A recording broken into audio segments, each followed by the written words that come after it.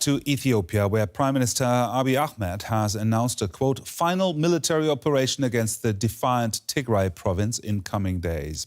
The federal government has carried out what it calls surgical airstrikes on the Tigray capital of Mekelle and has denied reports of casualties. Ethiopian leaders have so far resisted international pressure for mediation with the Tigray rebel forces.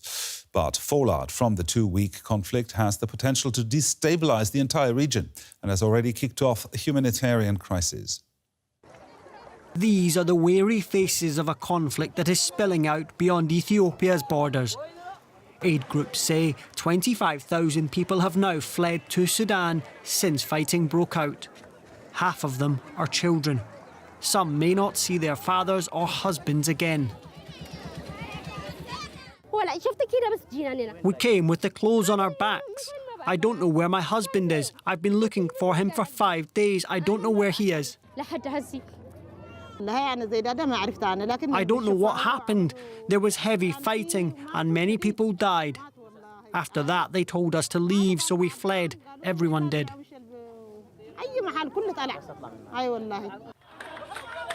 Ethiopia's government says its fight is with rebel groups in the rebellious Tigray region.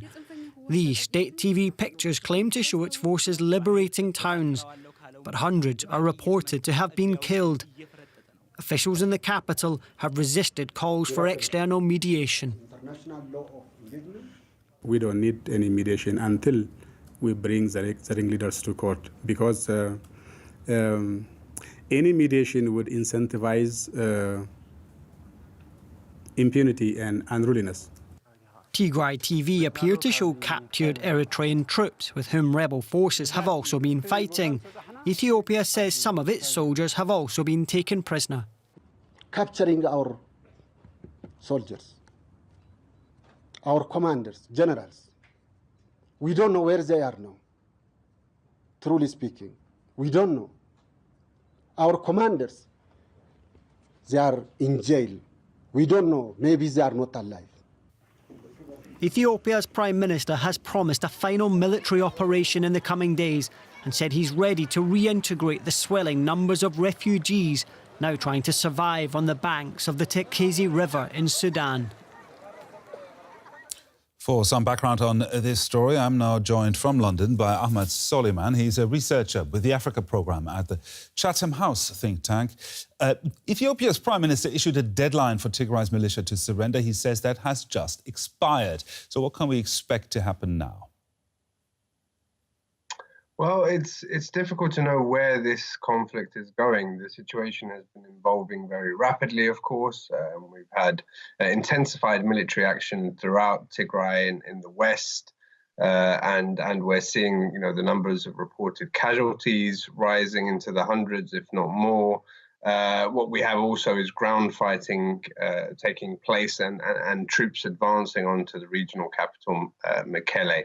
So the Prime Minister, who has largely controlled the narrative around developments, has asserted that this military action will be swift, but many people think that this could become a much more entrenched and protracted conflict, one which turns with the TPLF becoming an insurgency movement in a very difficult terrain, a mountainous and rugged region. So there isn't really, an understanding of whether this operation which is being taken is one which is to submit the TPLF so that they eventually come to a negotiated settlement in a very weakened position, or one which is following the stated aims, which is to remove the TPLF administration from Tigray and replace them with a provisional administration.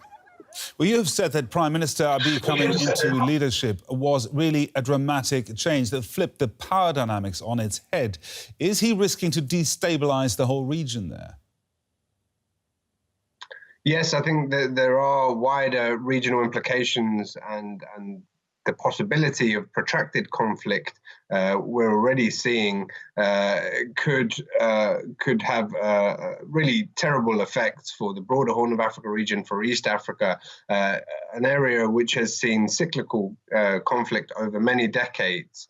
and which were just, I think, under as well the emergence of Abiy's leadership, beginning to look towards increasing integration and stability. As your report shows, and unverified reports of Eritrean fighters being involved in alongside the federal government forces. But what we do know and has been admitted is that the TPLF have said that they have targeted the Eritrean capital as well as border positions with missiles.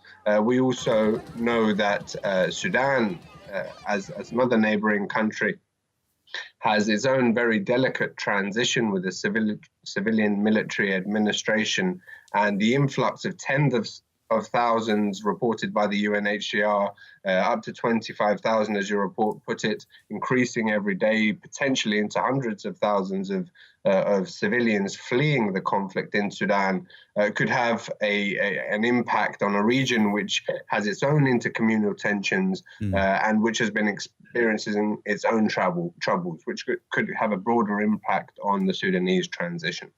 A brief answer, please. Do you see any solution to this? Any prospects for international mediation, perhaps? And who could do that? I think the timing is right, needs to be right for mediation at the moment. The federal government has said that it is not open to that. If the conflict becomes worse, if it becomes more protracted and losses are felt on both sides, there could be an opening and traction for negotiated settlement and bringing a truce to this conflict. I think the international community needs to continue its strong messaging to de-escalate, to bring truce and to allow humanitarian access. And they also need to prepare who the mediating team would be, whether that would be mandated through the United Nations with African statesmen in charge, such as the AU chair, Cyril Ramaphosa, and the IGAD chair, Prime Minister Abdullah Hamdok. So I think the only way forward for Ethiopia really is through inclusive dialogue and through coming to a negotiated settlement. Ahmad Salamat in London, thank you for this.